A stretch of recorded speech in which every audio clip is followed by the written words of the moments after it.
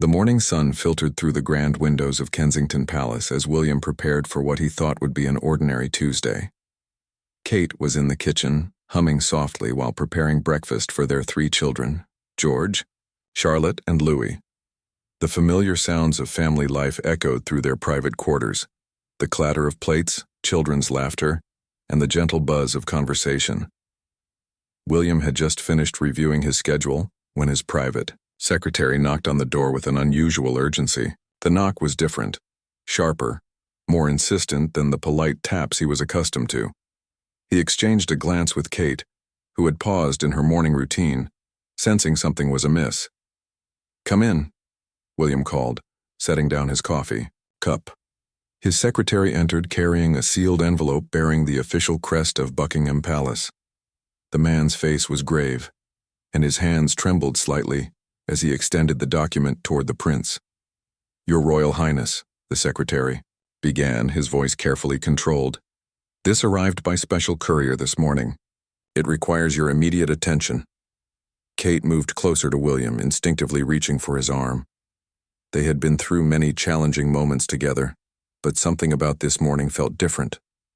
The weight of unspoken concern filled the room as William broke the wax seal with deliberate care. As he unfolded the document, William's expression changed dramatically. The color drained from his face and his hands began to shake.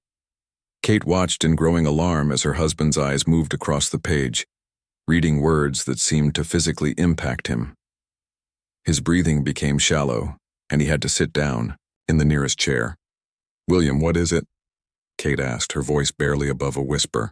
She had never seen him react this way to any piece of correspondence, no matter how serious the royal duties or state matters had been in the past. William looked up at her, his eyes filled with a mixture of shock, disbelief, and something that looked like fear. He tried to speak but found himself unable to form the words. The document in his hands contained information that would change everything they thought they knew about their family, their position, and their future. The letter was from the Crown's private investigators, a team that had been quietly working on a matter that William had hoped would never surface. For months, rumors had been circulating in certain circles about irregularities in royal documentation, but William had dismissed them as the usual tabloid speculation that plagued the monarchy. Kate knelt beside his chair, placing her hands over his. "Please tell me what's happening," she pleaded. The children's voices could be heard from the adjoining room, blissfully unaware that their world was about to be turned upside down. William finally found his voice, though it came out as barely more than a rasp. "There's been a discovery," he began, his eyes never leaving the document. "Something that questions the legitimacy of the line of succession. Something that goes back generations." The words hung in the air between them like a physical presence. Kate felt her heart begin to race as the implications began to sink in. If there was truly a question about the royal line, it could affect not just William's position as heir to the throne, but their children's futures as well. "What kind of discovery?" Kate asked, though part of her wasn't sure she wanted to know the answer.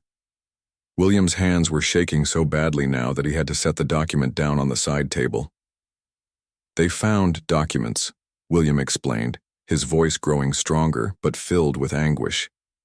"Hidden documents that suggest there was a secret marriage in the 18th century, a marriage that, if legitimate, would completely alter the line of succession. Everything we've built our lives around, everything we've prepared our children for, might be based on a lie." Kate felt the world tilt around her. She gripped William's hands tighter, trying to anchor herself to something solid as the magnitude of what he was saying washed over her. The breakfast dishes sat forgotten on the counter, the normal rhythm of their morning completely shattered. "But surely," Kate said, struggling to maintain some semblance of calm, "surely this can't be verified after so many centuries. Documents can be forged, mistakes can be made in research." William shook his head slowly. "The investigators have been working with the most advanced genealogical techniques available. DNA evidence, handwriting analysis, paper dating, ink composition. They've spent 2 years on this, Kate. 2 years of investigations that I authorized, thinking it would put these rumors to rest once and for all. The irony was crushing. William had ordered the investigation to protect the monarchy's reputation, to scientifically disprove the whispered allegations that had been growing louder in recent months. Instead, the investigation had uncovered evidence that supported the very claims he had hoped to debunk. Kate stood up and walked to the window, looking out at the gardens where their children often played. The normalcy of the scene outside seemed almost mocking now. Gardeners were tending to the flower beds, security personnel maintained their discreet positions, and life continued as if nothing had changed. But everything had changed. What happens? Now? She asked, not turning around.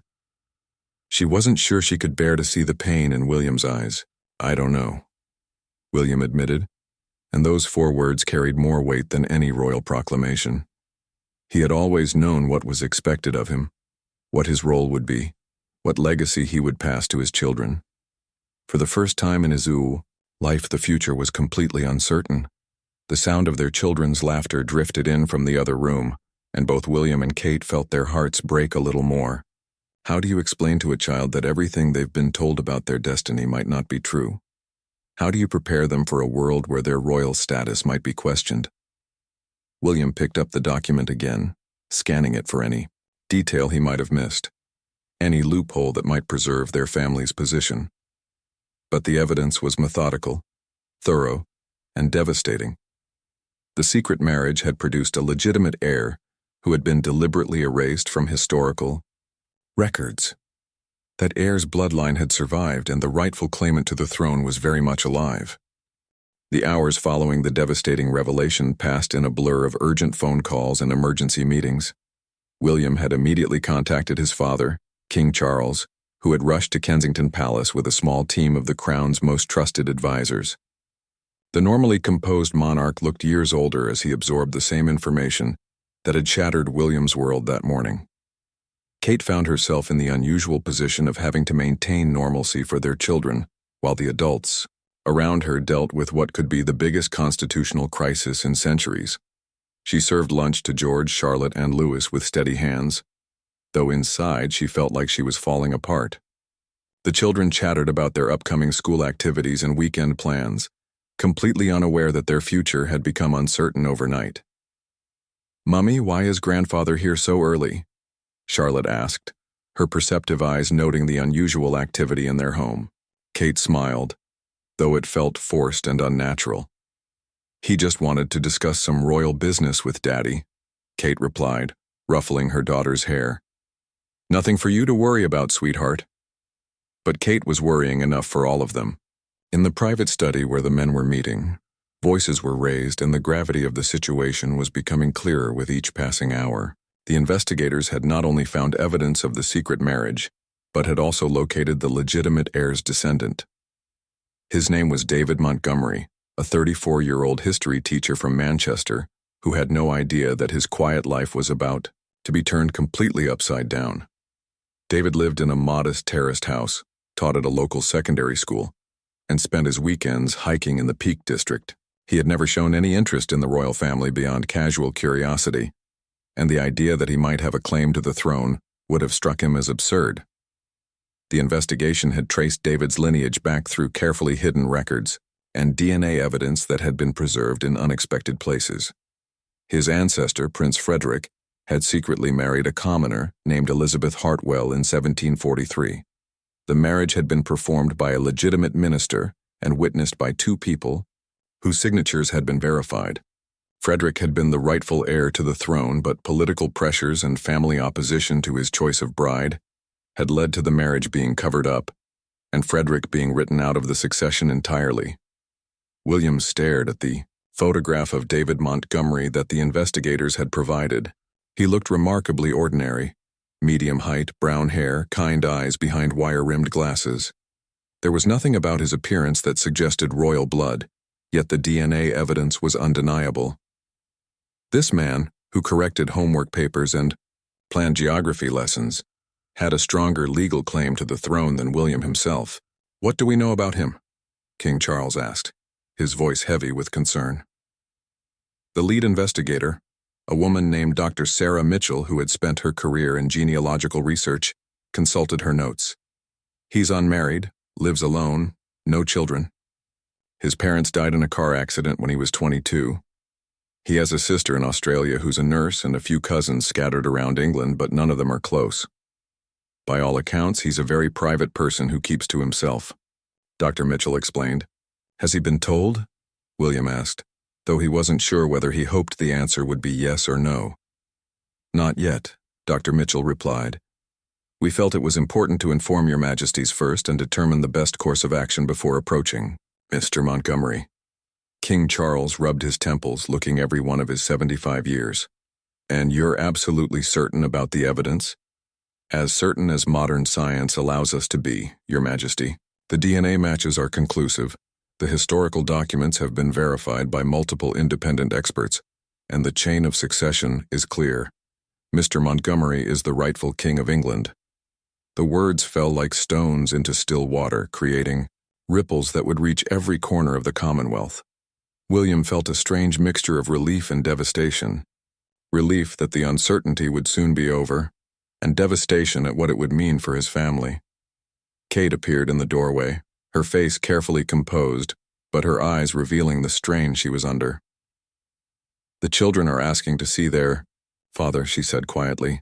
Should I make excuses or? William looked at his wife, this remarkable woman who had stood by his side through every challenge, who had embraced royal life with grace and dignity, who had given him 3 beautiful children and a stability he had never known was possible. Now he would have to tell her that the life they had built together was built on a foundation that had just crumbled. Give me a few minutes, William said. Then I'll come to them. After Kate left, King Charles put his hand on his son's shoulder. We'll find a way through this, he said, though his voice lacked conviction. Perhaps there's a legal challenge we can mount, or some procedural issue that might. Dr. Mitchell shook her head gently. I'm afraid the evidence is too strong. Your Majesty. Any court in the land would be compelled to recognize Mr. Montgomery's claim. The marriage was legitimate, the bloodline is unbroken, and the succession laws are clear. William stood up and walked to the window, looking out at the same garden where Kate had stood hours earlier. The world outside continued unchanged, but inside this room, the future of the British monarchy was being rewritten. What happens to my children? William asked, his voice barely audible. It was the question that had been haunting him since he first read the document. George, who had been prepared since birth to one day be king, Charlotte, who had embraced her role as a princess with such joy, little Louis, who was just beginning to understand his place in the family. They would retain their titles as grandchildren of the monarch, one of the advisors explained carefully, but they would no longer be in the direct line of succession. The practical implications were staggering. The children would need to be withdrawn from their current educational paths. Their security arrangements would change. Their entire future would be different from everything they had been taught to expect. And Kate? William asked. The Princess of Wales would retain her title as your wife, but the advisor trailed off, unwilling to complete the thought. William understood. Kate would no longer be the future queen consort. The role she had spent years preparing for, the responsibilities she had embraced, the causes she championed, all of it would take on a different meaning. He thought about David Montgomery, sitting in his small house in Manchester, probably grading papers or preparing lesson plans, completely unaware that tomorrow morning investigators would knock on his door and tell him he was the King of England. The poor man would wake up a history teacher and go to bed a monarch. The irony was not lost on William that a history teacher would be the one to make history. The decision was made to approach David Montgomery the following morning. William had spent a sleepless night wrestling with the implications of what was about to unfold, while Kate lay beside him, equally unable to rest. They had finally told the children that there might be some changes coming, but had been deliberately vague about the details. How do you explain to a 10-year-old that his destiny has just shifted completely? Dr. Sarah Mitchell and 2 senior members of the royal household made the journey to Manchester, carrying with them documents that would change David Montgomery's life forever. They had rehearsed the conversation countless times, but there was no proper protocol for informing someone that they were actually the rightful monarch of a nation. David was in his small kitchen, making his usual morning coffee and reviewing lesson plans for the day, when the doorbell rang at precisely 9 o'clock. He wasn't expecting anyone. The postman had already been, and his neighbors rarely called this early. When he opened the door to find 3 impeccably dressed strangers, his first thought was that they were insurance salespeople, or perhaps political canvassers. "Mr. David Montgomery?" Dr. Mitchell asked, her voice professional but kind. "Yes, that's me," David replied, immediately noting the expensive quality of their clothing and the serious expressions on their faces. "Can I help you?" "My name is Dr. Sarah Mitchell, and these are my colleagues from the royal household. We need to speak with you about a matter of extreme importance regarding your family history." David's immediate reaction was confusion mixed with a touch of annoyance. He had been researching his family tree as a hobby for years and had never found anything particularly interesting. His ancestors had been farmers, shopkeepers, and laborers, ordinary people living ordinary lives. "I'm sorry, but I think you may have the wrong person," David said, beginning to close the door. "My family history is pretty well documented, and there's nothing that would interest the royal household." "Mr. Montgomery, please," Dr. Mitchell said gently. "We have DNA evidence. That proves otherwise. May we come in? What we have to tell you will be quite shocking." Something in her tone made David pause. These people were clearly serious, and they had mentioned DNA evidence. Against his better judgment, he invited them into his small living room, clearing lesson plans and marking from his sofa so they could sit down. Dr. Mitchell opened her briefcase and removed a thick folder. "Mr. Montgomery, how much do you know about your great-great-great-grandfather, Thomas Montgomery?" David frowned, trying to recall his family research. "Thomas? He lived in the early 1800s, I think. He was a merchant of some kind. Why?" Thomas Montgomery was actually Prince Frederick Thomas George, son of King George II and rightful heir to the British throne, Dr. Mitchell said quietly. "He was your direct ancestor, which makes you the legitimate King of England." David stared at her for a long moment, then began to laugh. It wasn't a happy laugh, but the kind of uncomfortable laughter that comes when someone says something so absurd that you're not sure how else to respond. "I'm sorry, but that's completely ridiculous," David said, still chuckling nervously. "My family were working-class people. There's no way I have any connection to the royal family." Dr. Mitchell opened the folder and began laying out documents, photographs, and charts on David's coffee table. The evidence was overwhelming. DNA analyses, historical documents, family trees that stretched back centuries, and photographs of artifacts that had been hidden away for generations. As David examined the materials, his laughter faded and was replaced by a growing sense of disbelief. The DNA evidence was particularly compelling, showing clear genetic markers that linked him to samples taken from known royal remains. The historical documents told the story of Prince Frederick's secret marriage and the deliberate cover-up that had followed. "This can't be real," David whispered, picking up a photograph of a marriage certificate dated 1743. "This is some kind of elaborate hoax." "I assure you, Mr. Montgomery, this is very real," Dr. Mitchell replied. "We've spent 2 years verifying every detail. Multiple independent laboratories have confirmed the DNA results. Historical experts from Cambridge, Oxford, and the British Museum have authenticated the documents. There is no doubt about your lineage." David set the photograph down with shaking hands.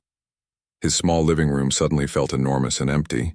The marking he had planned to finish, the lessons he was supposed to teach, the quiet life he had built for himself, none of it seemed to matter anymore. "What does this mean?" he asked, though he suspected he already knew the answer. "It means, Your Majesty, that you are the rightful King of England, Scotland, Wales, and Northern Ireland, and head of the Commonwealth," Dr. Mitchell said formally. "Prince William and his family, while retaining their titles, are not the legitimate heirs to the throne." The title, Your Majesty, directed at him was surreal. David had called in sick to work that morning because he felt he was coming down with something, and now he was being told he was a king. The absurdity of it all was overwhelming. "But I don't want to be king," David said, his voice barely above a whisper. "I'm a teacher. I live in a terraced house in Manchester. I don't know anything about being royal." "I understand this is a shock," Dr. Mitchell said sympathetically. But the law is clear. The throne belongs to you by right of birth, regardless of your personal preferences. David stood up and began pacing around his small living room, running, his hands through his hair. What about William and Kate? What about their children? They've done nothing wrong. This isn't their fault. No, it isn't their fault, Dr. Mitchell agreed. But it's also not your fault, Your Majesty. This situation is the result of a historical cover-up that happened centuries before any of us were born. David thought about Prince William and his family. He had seen them in the news, of course, and had always thought they seemed like decent people trying to do their best in an impossible situation. The idea that his existence would destroy their lives made him feel physically ill. Can't I just refuse? David asked desperately. Can't I just say I don't want it and let things stay as they are? Dr. Mitchell shook her head. The knowledge exists now, Your Majesty. The evidence has been documented and verified. Even if you chose not to claim the throne immediately, constitutional experts would be legally bound to recognize your claim. And eventually, the truth would come out publicly. David slumped back onto his sofa, staring at the evidence spread across his coffee table. In the span of an hour, his entire understanding of himself and his place in the world had been shattered. He was no longer David Montgomery, the quiet history teacher who enjoyed hiking and reading. He was apparently King David, rightful ruler of the United Kingdom. The irony that he had spent his career teaching history, never knowing he was part of one of the most significant historical cover-ups in British royal history, was not lost on him. His students would never believe it. Back at Kensington Palace, William and Kate waited anxiously for word from Manchester. The children had been sent to school as usual, but both parents knew this would likely be one of the last days of normalcy their family would ever experience. Kate busied herself with routine tasks, but her mind was constantly drawn to the man who was about to have his world turned upside down, just as theirs had been. William found himself thinking about David Montgomery in ways he hadn't expected. There was something deeply unfair about the entire situation. Here was a man who had built a quiet, peaceful life for himself, who had never sought attention or power, who would now be thrust into the most scrutinized position in the country. At least William had been raised for this role. David would have to learn everything from scratch. The call from Dr. Mitchell came at noon. William answered on the first ring. How did he take it? William asked without preamble. About as well as could be expected, Your Royal Highness, Dr. Mitchell replied carefully. He's in shock, naturally. He asked about you and your family. He seems genuinely concerned about the impact this will have on all of you. Despite everything, William felt a spark of gratitude toward this stranger who was about to take his throne. The fact that David's first concern had been for William's family spoke well of his character. What happens now? William asked. Mr. Montgomery has requested 24 hours to process the information before making any decisions about how to proceed. He's also asked if it might be possible to meet with you privately before any public announcements are made. William was surprised by the request, but also relieved. He had been dreading the idea that David might simply claim the throne without any consideration for the human cost. The fact that he wanted to discuss the situation suggested a thoughtfulness that would be essential in navigating the crisis ahead. Of course, William said. When and where? He suggested tomorrow evening, at his home. He feels it would be more private than any royal residence, and he's not ready to enter royal buildings as the rightful king. That evening, William told Kate about David's request to meet. They were in their bedroom, finally alone after a day of trying to maintain normalcy while their world crumbled around them. What do you think he's like? Kate asked, sitting on the edge of their bed. She had been wondering about David Montgomery all day, trying to imagine the man who would change their lives forever. From what the investigators said, he seems thoughtful, decent. The fact that he's concerned about us suggests he has empathy, William replied, loosening his tie. I keep thinking about how terrifying this must be for him. Kate nodded. At least we've had training for royal life. He's being thrown into it with no preparation at all. She paused, then asked the question that had been haunting her all day. What are we going to tell the children? It was the conversation they had been avoiding, but it couldn't be postponed much longer. George, Charlotte, and Louis would need to understand that their futures had changed dramatically, and they would need time to process the information before it became public. The truth, William said simply. Age-appropriate versions of the truth. They deserve to hear it from us before they hear it from anyone else. Meanwhile, in Manchester, David Montgomery was experiencing the most surreal evening of his life. After Dr. Mitchell and her colleagues had left, he had spent hours staring at the documents they had given him. He had called in sick to work, claiming he had the flu, which wasn't entirely untrue. He did feel physically ill from the shock. He had tried to continue with his normal routine, making dinner, marking papers, watching the evening news. But everything felt different now. When the news showed a brief segment about Prince William's charity work, David found himself studying the man who had been raised to be king, trying to see some family resemblance. They had the same nose, he realized with a start. The thought of meeting William terrified him. What do you say to someone whose birthright you're about to claim? How do you look a man in the eye and tell him that his children's futures have been changed forever through no fault of his own? David had always been fascinated by history, but he had never imagined he would become part of it in such a dramatic way. He thought about the lessons he had taught about the Wars of the Roses, about disputed successions and royal bloodlines. The irony that he was now at the center of such a dispute was overwhelming. He had also been thinking about the practical implications. If he became king, he would need to leave his job, his home, his entire way of life. He would be surrounded by security, protocol officers, private secretaries. His every movement would be planned, his every word scrutinized. The freedom he had always taken for granted would disappear completely. But what troubled him most was the thought of the children, George, Charlotte, and Louis. He had seen them in photographs, had watched them grow up in the public eye.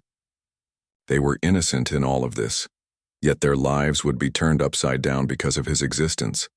The next day passed slowly for everyone involved. William went through the motions of his scheduled engagements, but his mind was constantly on the evening meeting. Kate spent the day with the children, treasuring what might be their last day of complete innocence. David, meanwhile, had taken another sick day and spent the time researching everything he could about the royal family, about constitutional law, about what it would mean to be king. The more he learned, the more daunting the prospect became. As evening approached, William made the unusual journey to Manchester in an unmarked car with minimal security. The drive gave him time to think about what he would say to the man who was about to change his life forever. David had spent the afternoon cleaning his small house and making tea, feeling absurdly domestic given the magnitude of what they would be discussing. When the doorbell rang at exactly 7 o'clock, he took a deep breath and opened the door to find Prince William standing on his doorstep. For a moment, both men simply looked at each other. William, tall and familiar from countless photographs and news reports, seemed somehow smaller and more human in person. David, nervous and overwhelmed, looked exactly like what he was, an ordinary man thrust into an extraordinary situation. "Your Royal Highness," David said formally, then immediately felt foolish. According to the law, William should be addressing him with that title. "Please, just William," the prince said, extending his hand. "Thank you for agreeing to meet with me." David shook his hand, noting the firm grip and the genuine warmth in William's eyes. "I felt it was important that we talk before anything official happens." They sat in David's small living room, two men whose lives had been irrevocably intertwined by an accident of birth that had occurred nearly 3 centuries earlier. The weight of history and the uncertain future stretched between them as they began the most important conversation either would ever have. The conversation between William and David began awkwardly, two men unsure how to navigate the unprecedented situation they found themselves in. David served tea in his everyday mugs, the mundane act somehow making the surreal circumstances feel more real. "I need you to know," David began, his hands wrapped around his mug for warmth and comfort, "that I never wanted any of this. I had no idea about my heritage. If I could give it back to you and your family, I would do so without hesitation." William studied the man across from him. David Montgomery was nothing like what he had expected. There was no hunger for power. In his eyes, no excitement at the prospect of becoming king. Instead, there was genuine anguish at the position he had been placed in. "I believe you," William said simply. "And I want you to know that Kate and I don't blame you for this situation. You're as much a victim of historical circumstances as we are." David set down his mug and leaned forward. "But your children, they've been raised to expect certain futures. George especially, he's been prepared to be king someday. How do you tell a 10-year-old that his entire destiny has changed?" William felt his throat tighten at the mention of his children. It was clear that David understood the human cost of what was happening, which made the situation both easier and more heartbreaking. "We'll find a way," William said, though his voice lacked conviction. "Children are resilient. They'll adapt." "But should they have to?" David asked intensely. "Should any of you have to adapt to this? You've served the country faithfully. You've dedicated your lives to your royal duties. Your wife has embraced her role with such grace. Why should all of that be thrown away because of something that happened centuries ago?" William was struck by David's knowledge of their family and their service. He had clearly been researching them, trying to understand what his claim would mean for their lives. "Because the law is the law," William replied. "The monarchy depends on legitimacy. If we ignore rightful succession when it's inconvenient, what does that say about the institution itself?" David stood up and began pacing the small room, much as he had done when Dr. Mitchell first delivered the shocking news. "But what if there was another way? What if we could find a solution that doesn't destroy your family's future?" William looked at him with interest. "What do you mean?" "I've been thinking about this all night," David said, stopping his pacing to face William directly. "What if I formally renounced my claim? What if I made a legal declaration that I have no interest in the throne, and that I recognize you and your line as the rightful monarchs?" William felt a spark of hope, but his legal training quickly dampened it. "I don't think constitutional law allows for that kind of renunciation. The crown isn't something you can simply give away." "But surely there's precedent," David insisted. "What about Edward VIII? He abdicated to marry Wallis Simpson." "Edward was already king when he abdicated," William explained gently. "And even then the crown passed to the next legitimate heir, my grandfather George VI. The succession laws are designed to prevent exactly the kind of situation you're suggesting." David slumped back into his chair, looking defeated. "So there's nothing we can do? I have to become king and destroy your family's life?" William was quiet for a long moment, thinking about constitutional precedents and legal possibilities. "There might be one option," he said slowly. "It's unprecedented and would require an act of Parliament, but it's theoretically possible." David looked up with sudden hope. "What?" "A formal modification to the succession laws. Parliament could potentially pass legislation that recognizes the historical injustice while maintaining the current line of succession. It would acknowledge your rightful claim while creating a legal framework for you to permanently transfer that claim to me and my heirs." "Would that work?" David asked eagerly. "I don't know," William admitted. "It would be completely unprecedented. It would require the support of Parliament, the Commonwealth countries, and probably a referendum. It would be a constitutional crisis, unlike anything in modern history." David absorbed this information, weighing the possibilities. "But it might allow your children to keep their futures intact?" "Potentially, yes. But David, you need to understand what you'd be giving up. The throne of England isn't just a title. It's one of the most powerful positions in the world. You'd be giving up wealth, influence, a place in history." David looked around his small living room, at his bookshelves filled with history texts, at his modest furniture, at the stack of unmarked papers on his dining table. "William, do you know what I did yesterday morning before your investigators knocked on my door?" William shook his head. "I spent an hour trying to decide whether I could afford to buy a new winter coat. My heating bill was higher than expected last month, and I was debating whether to eat soup for dinner 3 nights in a row to make up the difference."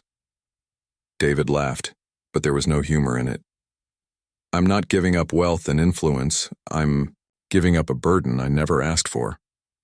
William felt an overwhelming respect for this man who could so easily dismiss what others would kill for. But you'd also be giving up the chance to make a real difference. As king, you could champion causes you believe in, help people on a massive scale, use your influence to change the world. I can do that as a teacher, David replied quietly. Maybe not on the same scale, but every year I have the chance to shape young minds, to inspire them to think critically about history and the world around them. That's enough for me.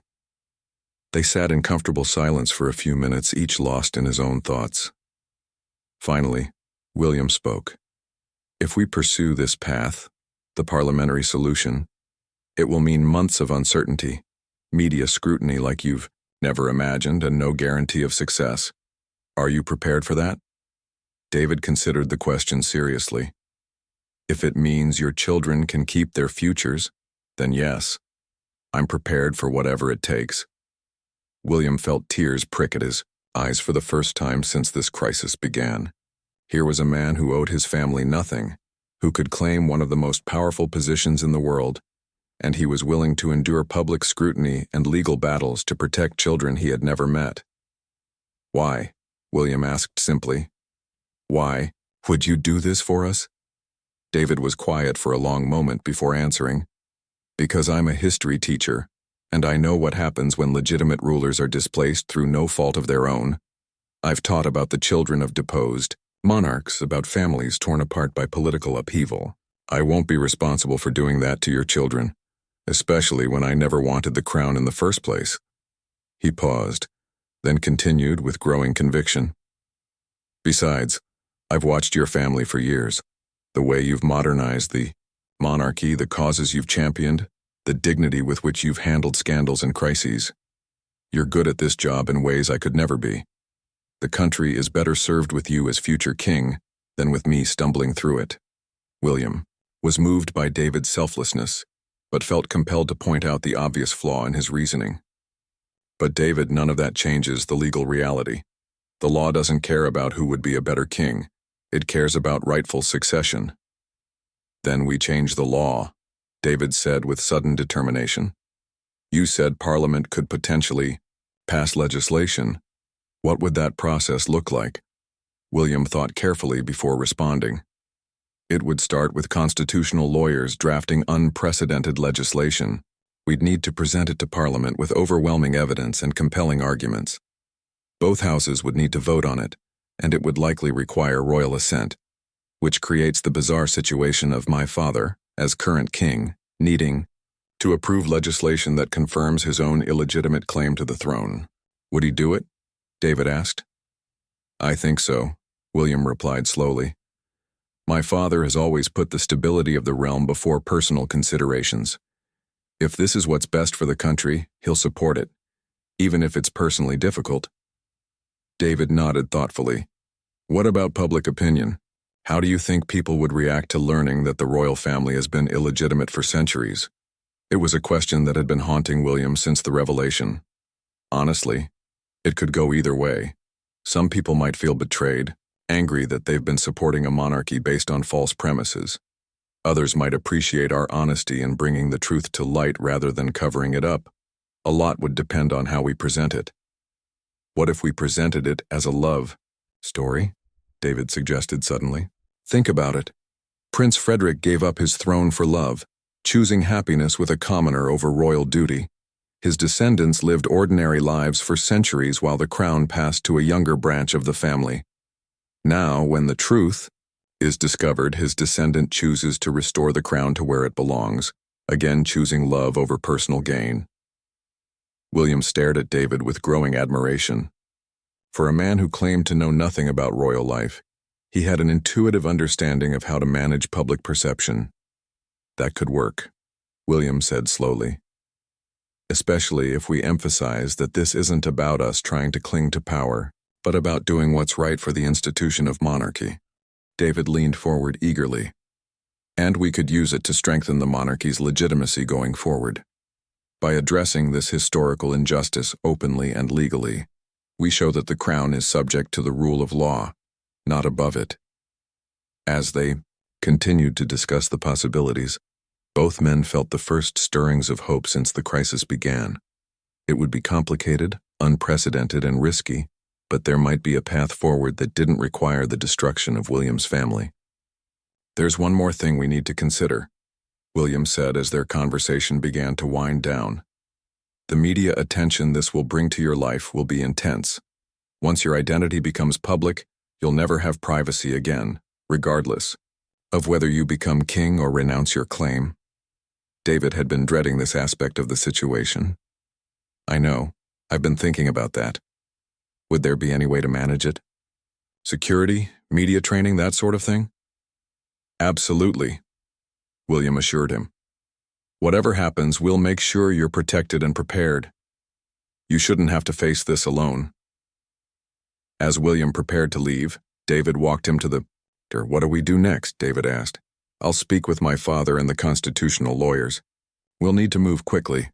Secrets like this have a way of leaking out, and it's better if we control the narrative from the beginning." They shook hands again at the door, but this time it felt different. They were no longer strangers, thrust together by circumstances beyond their control.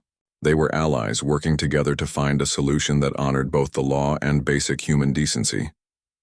"William," David said as the prince reached his car, "please give my regards to Kate and the children.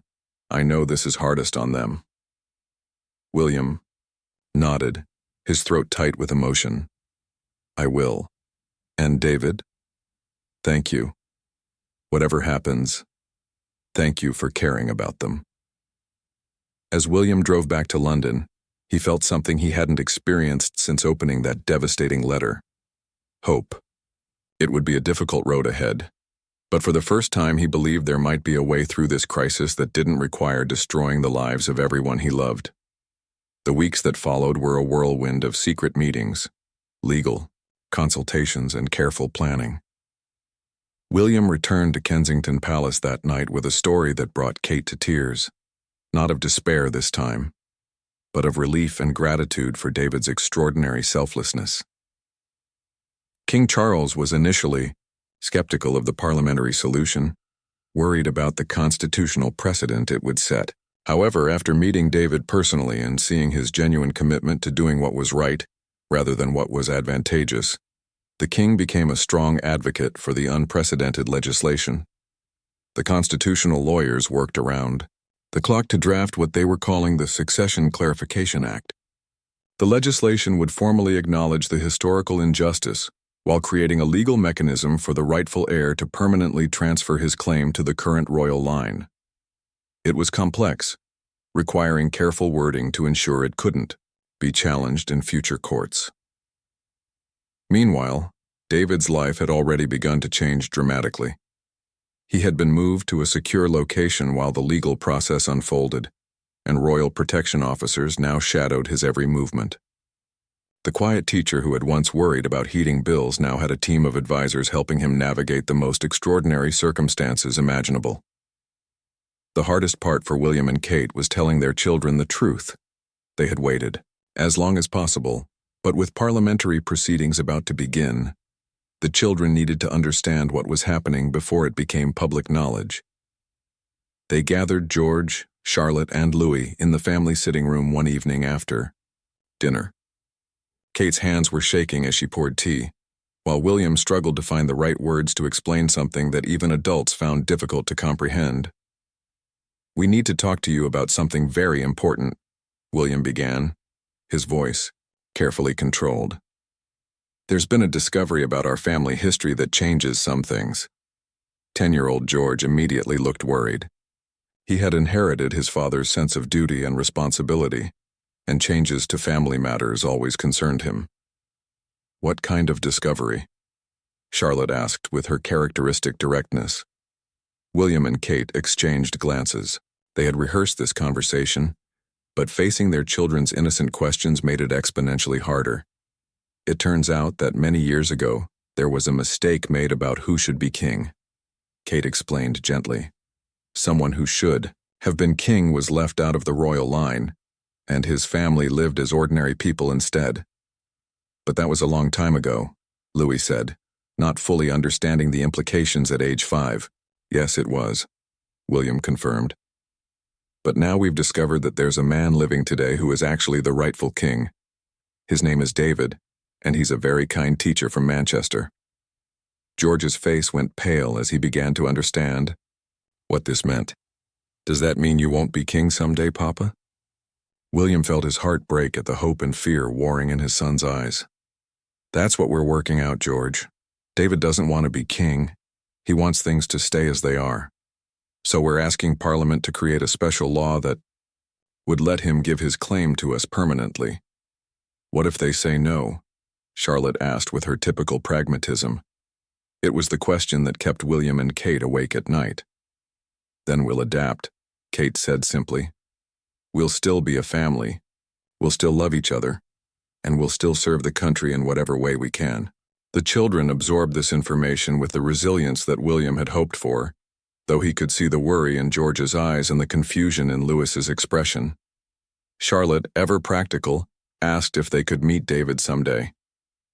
Actually, William said, surprising even Kate, we were hoping you might like to meet him soon. He's very concerned about all of you and wants you to know that he never wanted to disrupt your lives. The meeting between David and the children took place the following week in a private room at Windsor Castle. David was nervous in a way that teaching teenagers had never made him.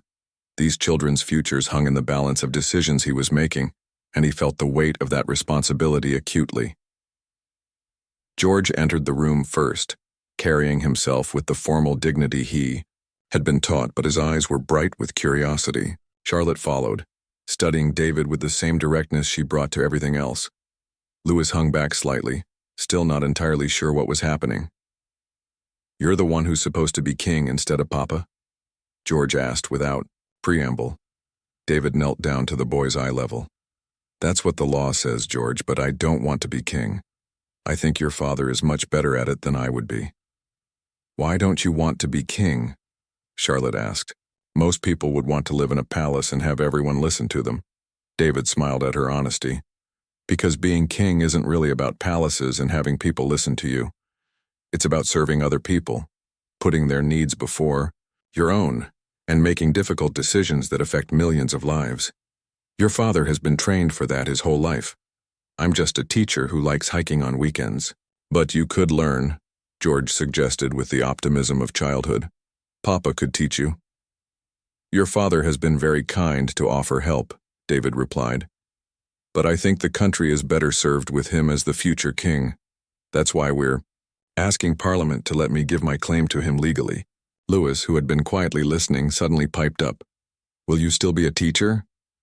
I hope so, David said, though they all knew his life would never be quite the same regardless of the parliamentary outcome. I love teaching.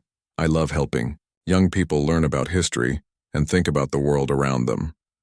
The children's acceptance of David was immediate and complete in the way that only children can manage. By the end of their hour together, they were showing him pictures they had drawn and telling him about their school projects. George even invited him to watch his football match the following weekend.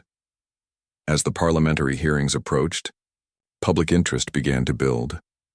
Rumors had started circulating in the press about significant developments regarding the royal succession, though the full story had not yet been revealed. William and Kate knew they were living on borrowed time.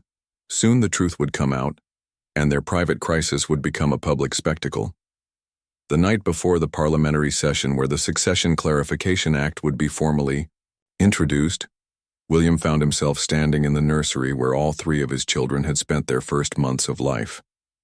Kate joined him, slipping her hand into his as they looked at the room that represented so much hope and love. Whatever happens tomorrow, Kate said quietly, we'll face it together. I keep thinking about David, William replied. He could have demanded immediate recognition as king. He could have claimed everything we have. Instead, he's fighting to give it away. I don't think I would have been that generous in his position. Kate squeezed his hand.